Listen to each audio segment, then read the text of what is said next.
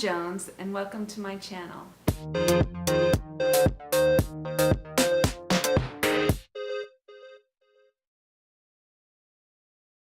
I'm an archaeologist, and I also happen to be a vegetarian slash vegan. I'm actually transitioning back to a vegan plant-based diet after not following that for about 20 years or so. I was vegetarian throughout my 20s and kind of stopped being vegan as I was raising my kids. And now that my kids are a little older, I'm kind of transitioning back, trying to lose some weight, and found that the plant-based diet really is the best for me as far as my health and trying to lose weight. And also there's the ethical reasons. But anyway, today I'm going to talk to you about archaeology and about the current work that I'm doing, and then I'm going to show you a healthy vegan meal that I make here in my hotel room. So I am in a hotel room, which is pretty typical for the kind of work that I do. I'm a CRM archaeologist currently.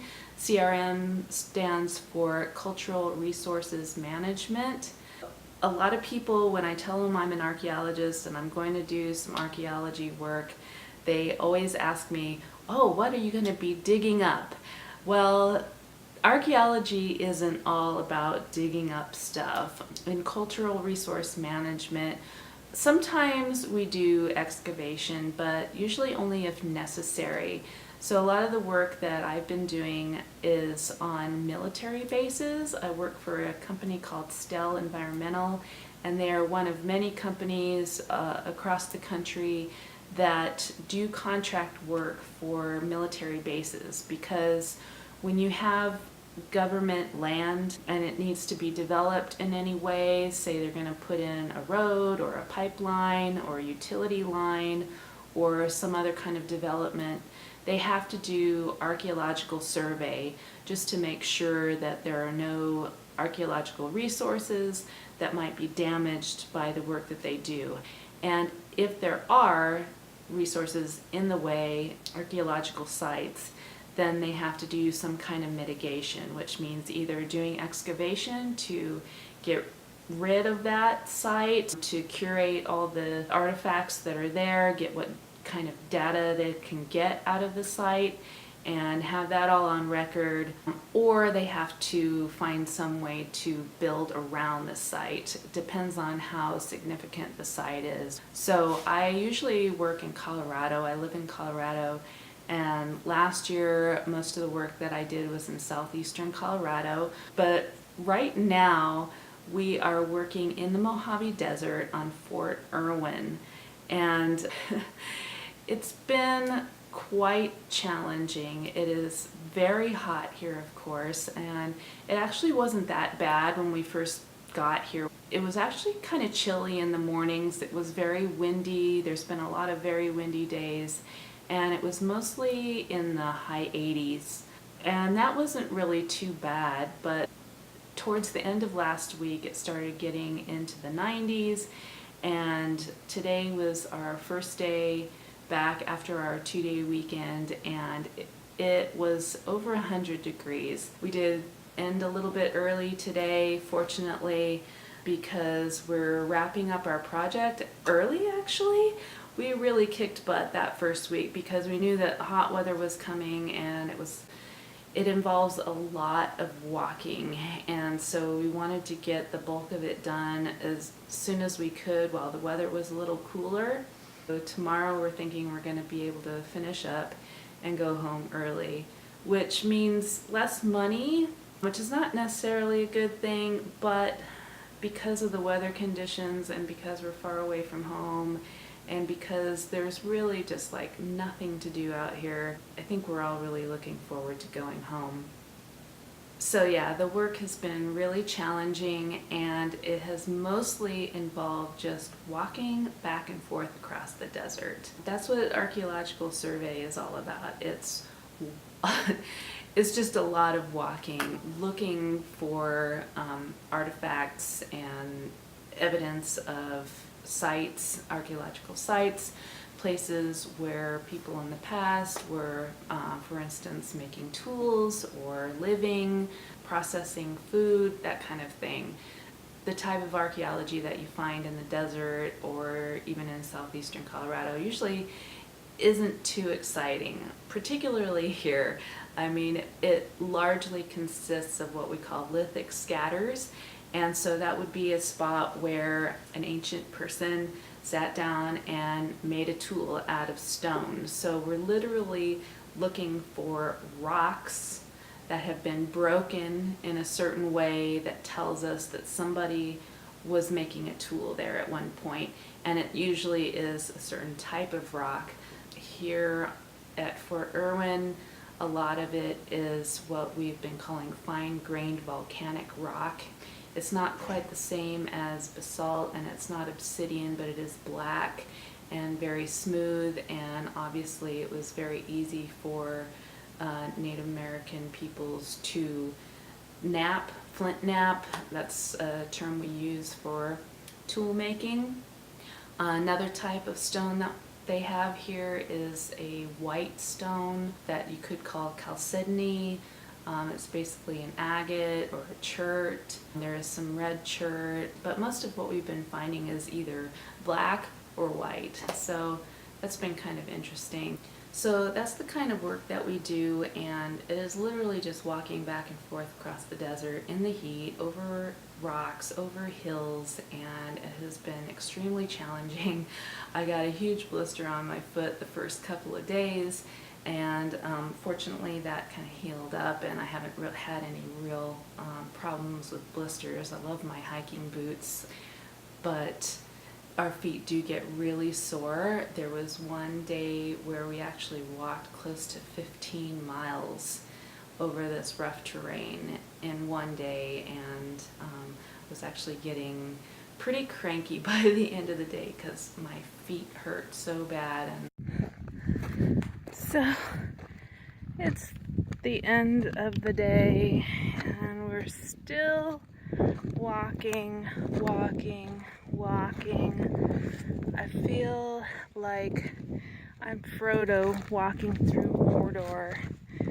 Either that or somebody just dropped me off in hell. I was just totally exhausted. But after that, we've been taking it a little bit easier. I think our crew chief realized that that was a little bit too much, but we did get a lot of work done that first week, and that's allowing us to leave early now. So I've been doing yoga every day in my hotel room. I brought a little travel yoga mat, and that has really helped with my feet.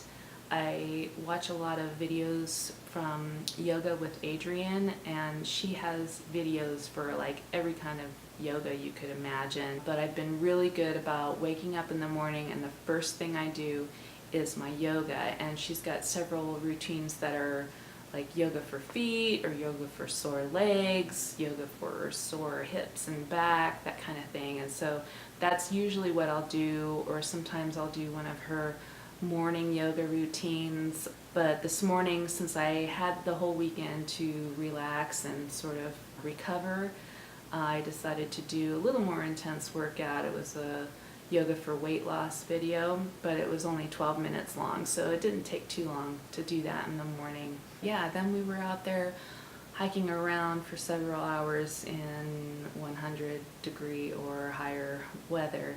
And when you hike around in weather like that, it's like you get roasted. I mean, I literally, at the end of the day, I feel like I've been cooked. And one of our crew members has a little, like a laser gun that can tell you the temperature of the ground, and the ground is actually like, and this was, he tested it out when it was still only like in the high 80s out there, and the ground was 130 degrees. So I'm sure it was much hotter today. I actually picked up a rock at one point that burned my hand. It was so hot. And so you're walking around looking at the ground, and this heat is just radiating back up towards you, and I mean, you literally feel like you're in an oven. But I did have a really great weekend visiting my boyfriend's sister and her family in the LA area, and she had a swimming pool, and we went to the beach, and it was really relaxing. and I had a really great time. So that was really good for me, and I kind of felt ready to tackle the rest of the week, but I am certainly not crying about the fact that we're finishing early and we're going to be able to go home. So I have been on a weight loss journey as of late. I mean, I feel like I've been on a weight loss journey my entire life, and I've been vlogging about that. I've got a couple of videos so far, so if you're interested in knowing more about what I'm doing to try to lose weight, you can check those out. But my goal was to lose 5 pounds while I'm out here, because I knew I'd be doing lots of walking every day.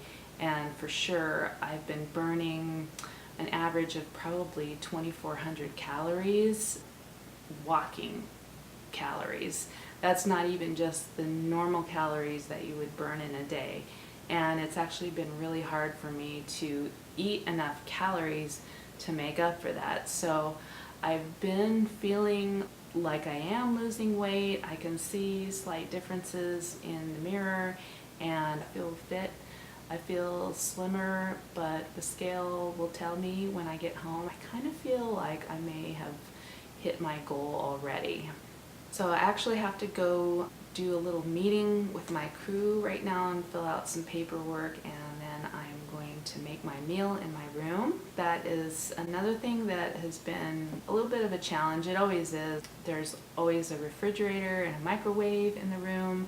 There is a grill outside, but I didn't use that this time because there's usually some army guys out there grilling meat on the grill, and I don't really want to have my food next to that. And it's still hot outside, so I'd rather just stay in my air-conditioned room and cook my own food. I did end up buying a 2-burner stovetop cooker so that I could have a little more variety and not be cooking everything in the microwave. And the only restaurants around here are fast food, and I don't eat fast food at all. And the breakfast buffet at this hotel is not anywhere near as good as the hotel we stayed at in Trinidad last year, which was La Quinta, and they had a really great breakfast buffet. This place, it's like all white, you know, it's white bagels, white bread, pastries, hard-boiled eggs, and waffles, and that's it. Whereas the other place always had whole wheat options and just some healthier things. So it's been good that I brought a lot of food, and we've gone shopping on the weekend. So I will see you shortly when I'm making my dinner, so stay tuned. I started by cutting up some red and green bell peppers into small pieces. I already had some onion that I had cut up the night before, so I added that too. Then I got some water boiling and added some whole grain pasta and some oil to the pan, olive oil. Added in my onions, let those saute for a bit. Then I put in some field roast sausage that I'd cut up, and I let that cook for a bit. After a few minutes, I added my broccoli and a little bit of water to help it steam up, and covered it with some foil because I didn't have a lid. And look at that, it steamed up really nice. I added my bell peppers and some garlic powder and a little bit of Greek seasoning and probably salt and pepper too. Then I added my organic pasta sauce and gave it a stir. Then added the pasta to soak up some of the sauce, mixed that all together, and there is my final product. I sprinkled some Daiya mozzarella cheese and Nutritional yeast on top, and I know the color doesn't look great, but hey, I was in a hotel room. This is so good. This is such a hearty meal for being cooked in a hotel. So I am going to finish this meal, and I hope you subscribe, and if you like this video, please give it a thumbs up, and I'll see you in the next video. Peace.